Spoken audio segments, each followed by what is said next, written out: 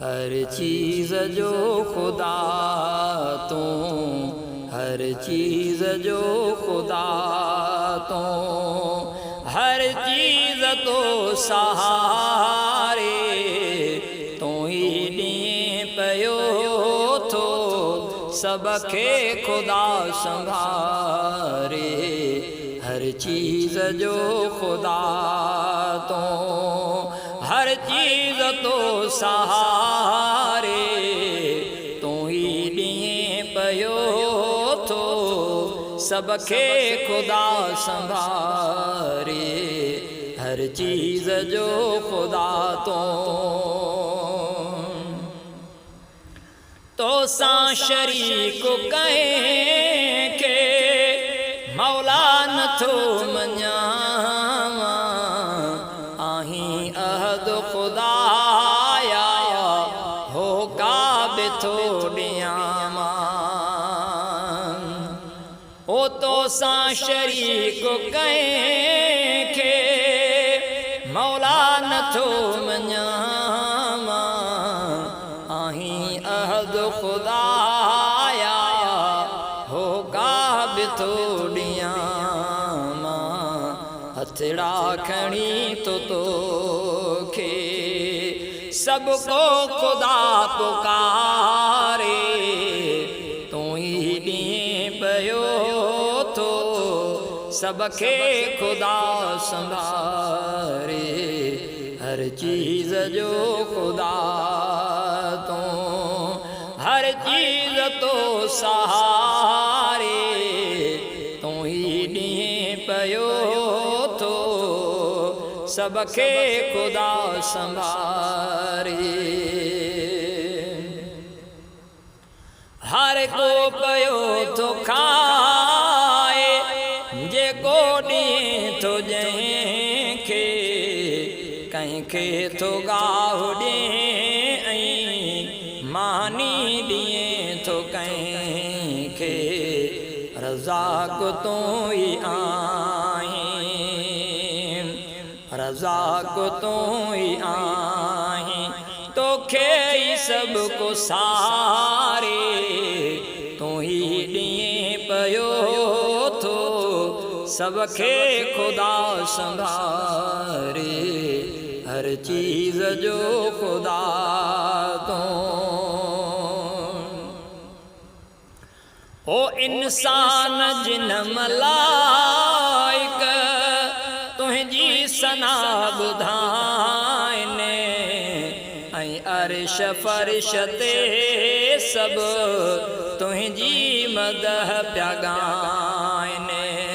तुंहिंजो वठी त नालो सब को पियो जीउ जियारे तू ही ॾींहुं पियो थो सबके खुदा संभारे।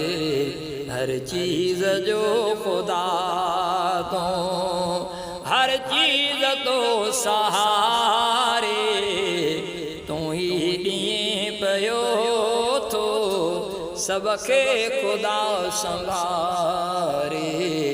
हर चीज़ जो खुदा तू।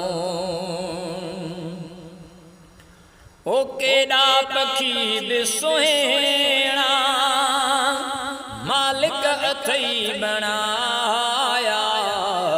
हर कंहिंजी सोह पंहिंजी ऐं रंग तो सजाया।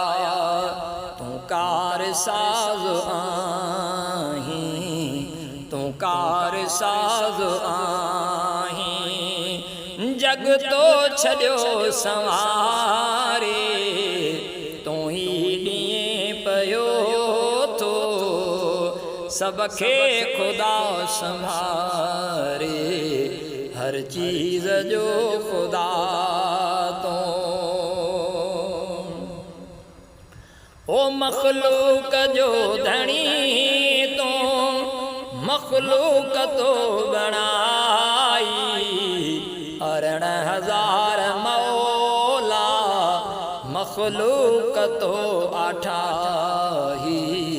इंसान तुंहिंजा बाना अशरफ ॾिठा निहारे तूं ही ॾींहुं पयो थो सब खे ख़ुदा संभारे हर चीज़ जो ख़ुदा तूं हर चीज़ तो सहारे तूं ही ॾींहुं पयो थो सब खे ख़ुदा संभारे